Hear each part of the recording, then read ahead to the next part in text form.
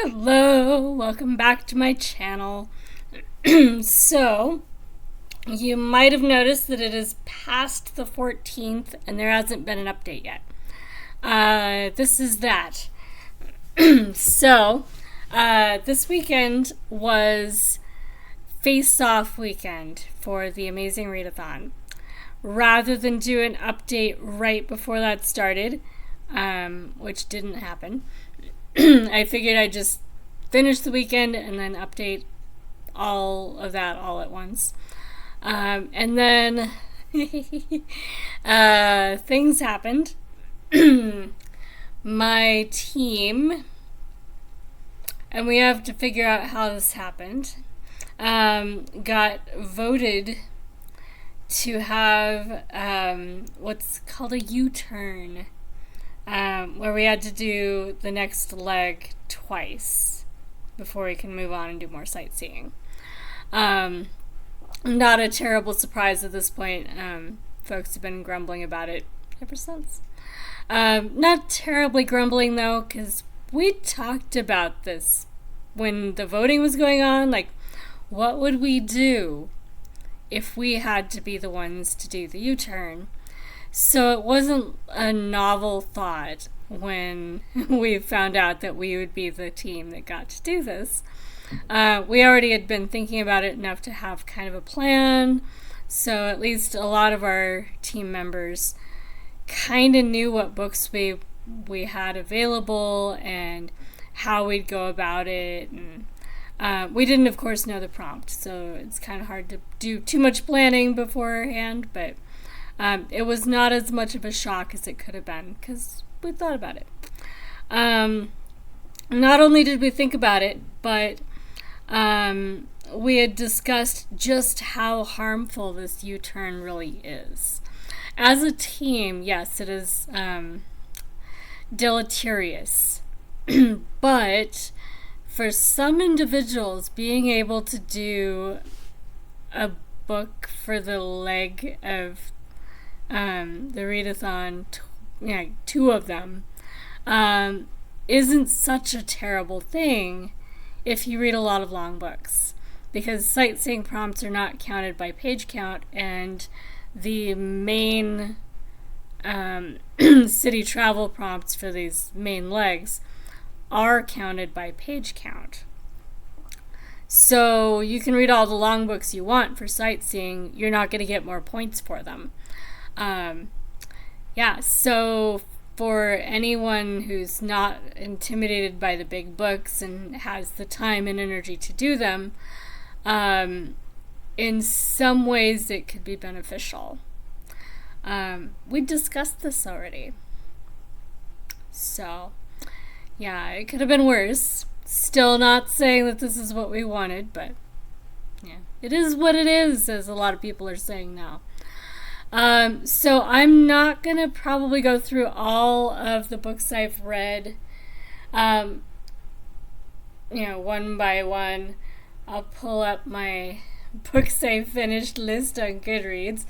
And while that's loading, I'll show you what I read for the latest leg of the readathon, the 2 books. To illustrate why this is not as harmful as it could have been. So, for the first book, and the prompt we're reading for on this is a book with religion in it. So the first book I chose is Shogun, which is not sci-fi, and my book was literally falling apart, so it's been falling apart anyway. It's fallen apart the rest of the way. I ended up tearing off chunks at a time to read because it was not going to hold up to actually being read, and stay in one piece anyway. So yeah, it's definitely dead now. Yeah. I also found the audiobook for it on YouTube, so that made it a lot easier. I was kind of immersion reading it. Shogun is a 1,210 page book. So this was my book for the travel leg of this latest part of the readathon. And since we had to do the current leg twice, I figured now is a great time to read this book that I've had in my collection for a while, that I know is a bit insane to read, but I read it anyway. Battlefield Earth by L. Ron Hubbard. There were a couple people who were like, oh, isn't that Scientology guy? Careful reading things like that. Yeah, it could be dangerous. No, it's very boring. I will put a link in the description talking about Battlefield Earth, because there's a fellow Coloradoan booktuber. I don't know if he does anything currently. I didn't look that far yet. But after I finished this book, I went looking for what other people thought of it and came across an in-depth discussion of this book by a fellow Coloradoan booktuber from a couple years ago that read it and did a good job of talking about what happens and why it's not a very great book. It's not the worst I've ever read. And as far as sci-fi, it has some cool ideas. So, you know, if you can get through a 1,050 page book, it's not terrible. I did like the beginning part where the main characters, you have a human dude who kind of reminds me of Conan the Barbarian. He really is styled like that. Except he hasn't become a hero yet. He's more like Conan in the first book. So he hasn't really come into his own yet. And he gets captured by these aliens that are doing a remote mining operation on Earth and, you know, sending back the stuff that they've been mining to their home planet. And you know, budgets are being cut and they're having issues. Meanwhile, one of these guys decides that maybe they could kind of tame the local wildlife and train it to do work. So they capture the man and, you know, try to train him to do mining work. And right from the start, there's a major problem in that they don't believe that the humans are sentient or intelligent life, but they know that there's a city nearby that was once called Denver. But they don't know that this was something that the humans built, and granted they're in the year 3000, and in the year 2000 the aliens arrived and killed all the people. So there's been 1,000 years where things might have changed a little bit, but still, how did they miss all this? There's still, you know, city ruins everywhere, and highways, and yeah, they have language. Yeah, so a species that's capable of showing up and doing all this mining and all this stuff that they've obviously been doing, they can't possibly have missed all the signs that the humans are capable of doing things like mining, because the humans have alloyed metals that required mining and smelting and other things in order to make them.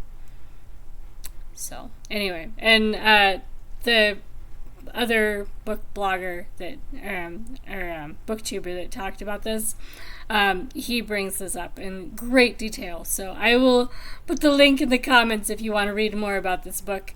Yeah, we read it so you don't have to, right?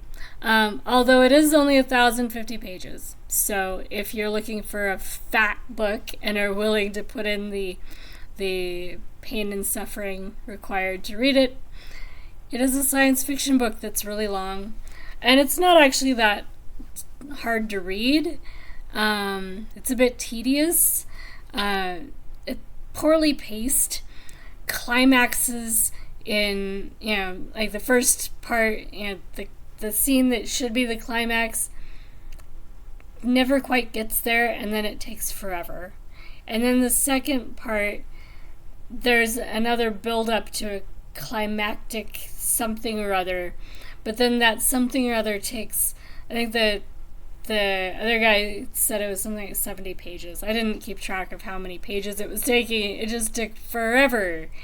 That is not how you do a climax to a story. It takes a couple pages. They get there. It happens. It's done. Like in Moby Dick, which I won't say more about that because I don't want to spoil it. But the climactic scene in Moby Dick literally takes like a page. And then it's done. And then you have the, fade out from there. But that's how you build up tension, and then stuff happens. This book kind of misses that concept, so it's a little frustrating. But anyway, nice fat stack of pages. Definitely helped out. And I'm really glad that I finished them and can move on to sightseeing. So that was my most recent books that I finished. And then there was Face Off. And I will just read off the list of the books I finished over the weekend. A lot of them were short, because that was kind of the name of the game for this weekend. So novellas, basically. So I did Carmilla by Sheridan Le Fanu, The Dead by James Joyce, which I actually liked. I gave that one 4 stars. I've not liked anything else by James Joyce enough to give it more than a 3, so that was interesting. The Birds by Daphne du Maurier, that was fun. The Pomegranate Seed and The Moving Finger.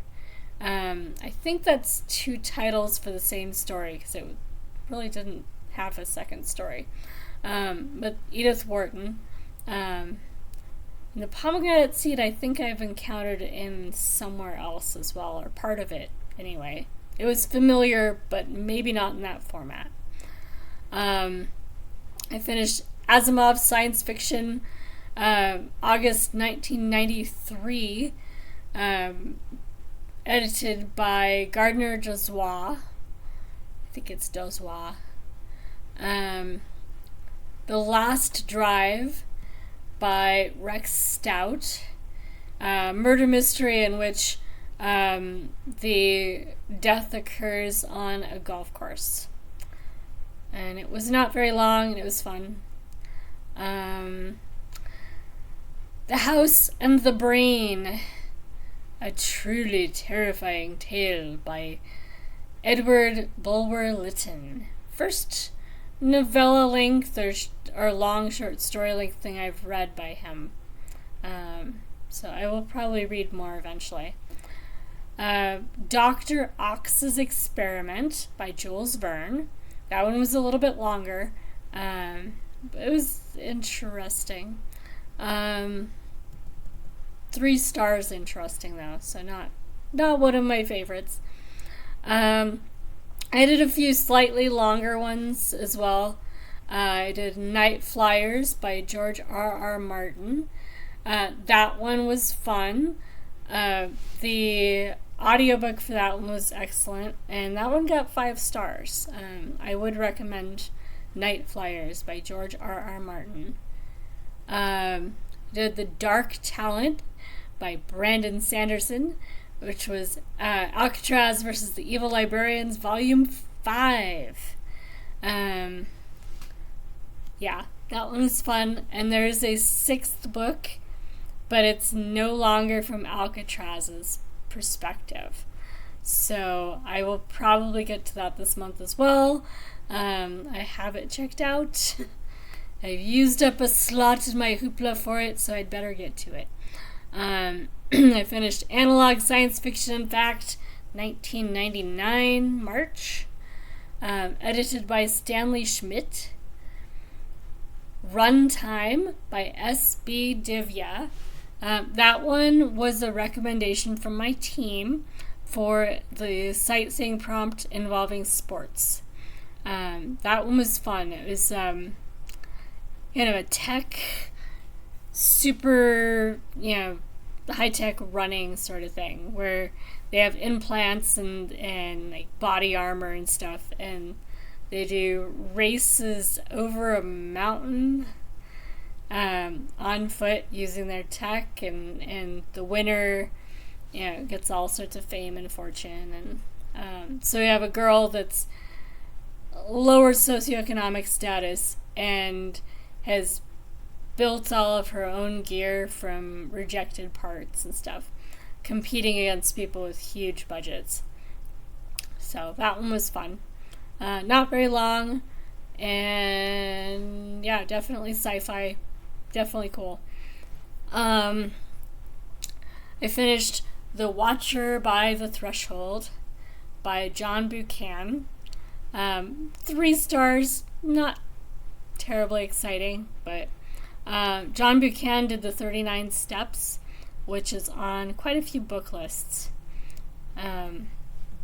But The Watcher by the Threshold was a shorter book by Buchan. The Pet by Akweke Emezi. That one got 4 stars from me. It was fun. Didn't really catch me all that well, but it was a good solid sci-fi with an interpretation on the concept of angels, which was interesting. I did Upright Women Wanted by Sarah Gailey. That one was as an audiobook and was a lot of fun. I'm going to be looking up more Sarah Gailey books. She's done some other shorter, interesting books. Forgotten World by Edmund Hamilton, kind of pulp sci-fi. The Cosmic Junk Man by Raj Phillips. That one was fun. That was a 5-star. Another, pulp sci-fi. A Lady's Guide to Etiquette and Murder by Diane Freeman was a 5-star. That one was entertaining. The Nickel Boys by Colson Whitehead. The Last Murder at the End of the World by Stuart Turton. And then we're getting into pre-weekend. Absolution by Jeff Vandermeer was an arc. This book is set to come out in October. This is book 4 in the Southern Reach series, what was previously known as the Southern Reach trilogy or the Area X trilogy. So there is a book 4 now. Without giving anything away, some things are answered. Some perspectives are given that weren't given before. Some questions are raised. If you don't like series where they don't answer all the questions, you may not like this series, because things were answered, but I don't think the total number of things left resolved has changed. Just now they're different things. Yeah. Which is kind of fun. If you like that kind of book, it's turning into a more amusing series. I wasn't quite as enthusiastic about the first 3. One of my siblings absolutely loves them, which is why I read them. But I actually think book 4 is my favorite. It still only got 4 stars, partly because I'm still not quite sure what all happened. So maybe I'm not one of those readers that really likes that feeling all that well. I think I need to reread the series because, yeah, it's one of those where there's a lot of little details that there's probably clues I just didn't catch. Anyway, I finished The Time-Traveling Fashionista by Bianca Turetsky, which I have in my stack. Now we're getting to things I have in print. Oh, here's the magazines. So I finished those. I forget I even had these things in print. Here's the Ladies' Guide to Etiquette and Murder. The Time-Traveling Fashionista, which has time travel but is not sci-fi. I was hoping it would be enough sci-fi that I could count it as that. Don't be fooled, it's fantasy. Or magical realism fantasy, but not sci-fi. And I finished Dune by Frank Herbert, which has nature on the cover. It has dunes on it. Yeah, quite a few dunes. My copy does not have a worm on it, actually, but most of them do. Finished Nebula Winners 13 for a book with only text on the cover. No pictures, just text. And A House with Good Bones, which I made the mistake of reading and listening to and switching to the audiobook when my eyes got tired, so that I finished it when I should have been going to bed. T. Kingfisher writes some books that are not horror. This is not one of them. This was definitely horror, and not a story that you want to read and then immediately go to bed. So I ended up staying up a little bit later and finishing another book. Because, that wasn't working.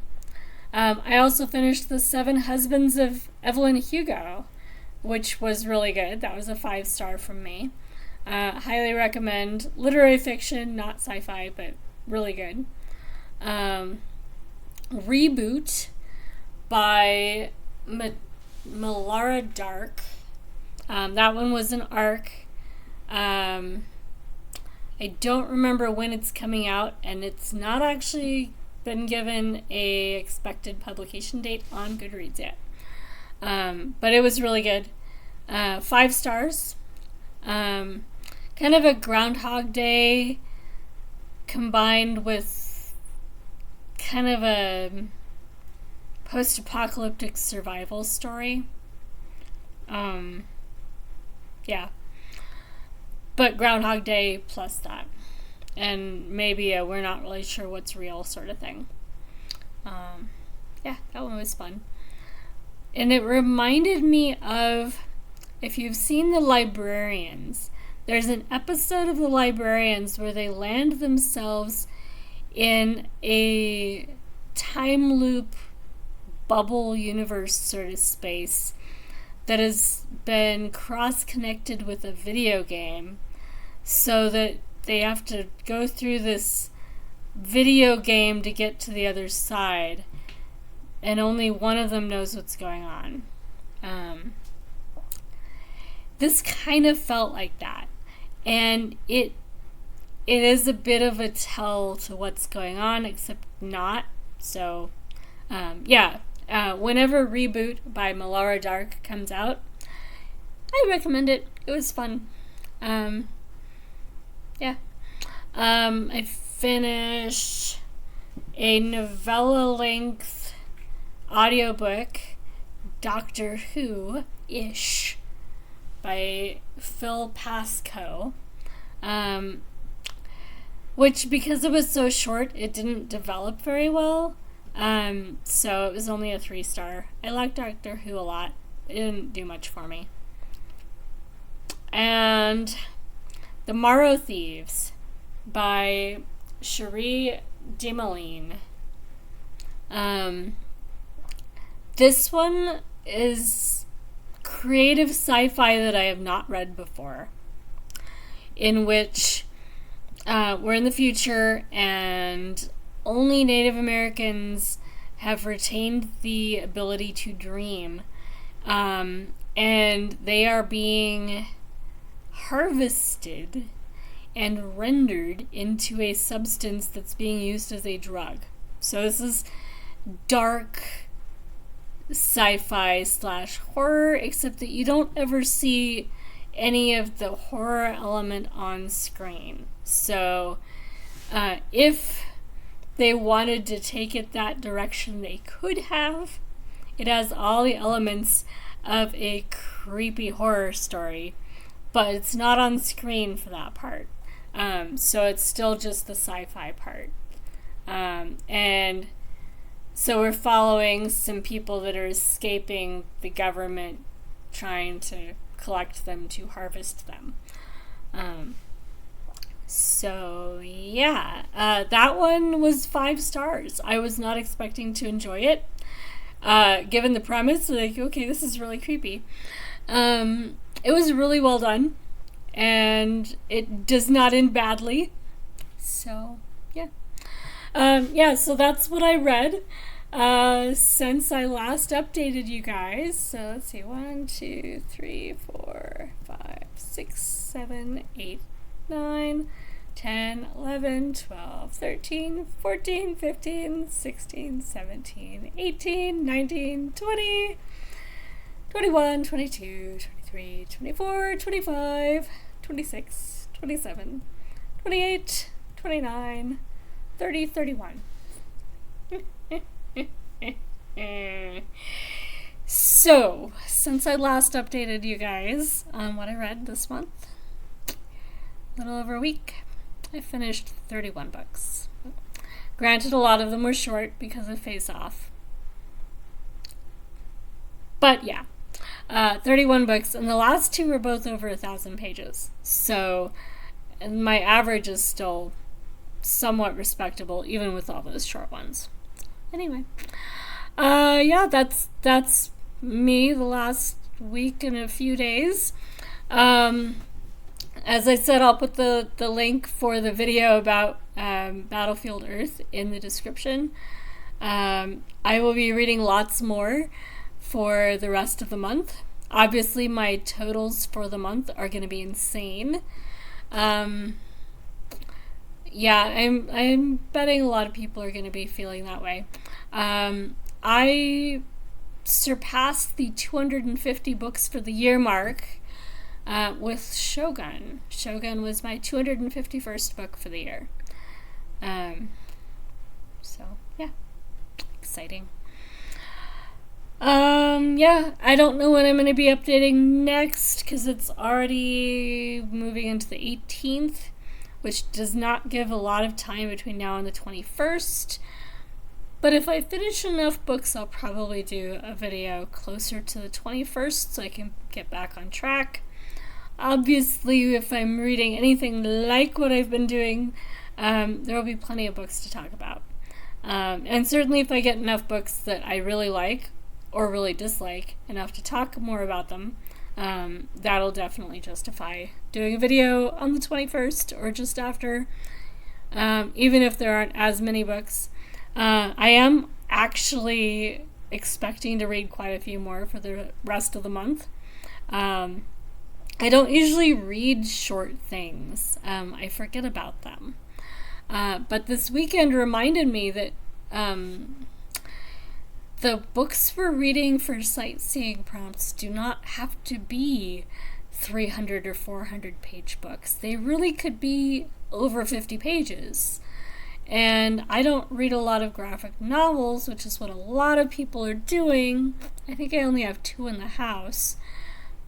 But I do like good novella-length fiction.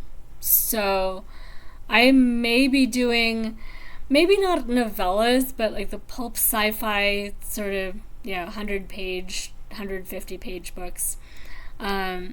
I might do a few more of those for the rest of the month, mixed in with the stuff I'm otherwise planning to read anyway. So there will probably be more short things for the rest of the month. Partly because I found a lot of stuff when I was finding the short things that were just a little bit too long for Face Off. But I don't really want to, not read them. So I've got a whole list now of ones that I wanted to get to and just couldn't justify them over the weekend. So I will probably work my way through those. I've maxed out the audiobooks I can get from Libby for the rest of the month, I think. I've maxed out my Hoopla for the rest of the month. So at this point, I'm just finishing off what I've already got for those two sources. And then YouTube, for anything that's older. Pulp Sci-Fi, actually, YouTube is a great place to check for audiobooks. A lot of them are getting old enough that they're on YouTube now. And Shogun, I found with an AI reader, so it took some getting used to, but it wasn't bad. They had issues getting the AI to recognize how to pronounce bow versus bow, which are the same text word, but in context, it would be nice if they had gone towards bow instead of bow, because the number of instances of bow would have been very, very small by comparison. And there were a few other words like that where it was just slightly unfortunate. Their AI did not recognize how to pronounce mountain. So they've got some work to do. But for a book that long, it's going to be a while before they can, make a well-produced, real-person reader version. They might have, but it's going to be expensive for a 1,200-page book. So, anyway, I'm going to let you guys get back to your reading, because obviously I'm watering on, and I've got books to read and naps to take. I will catch you guys on sprints or in future videos or wherever. And happy reading, everyone. I will talk to you guys again soon. Bye, guys.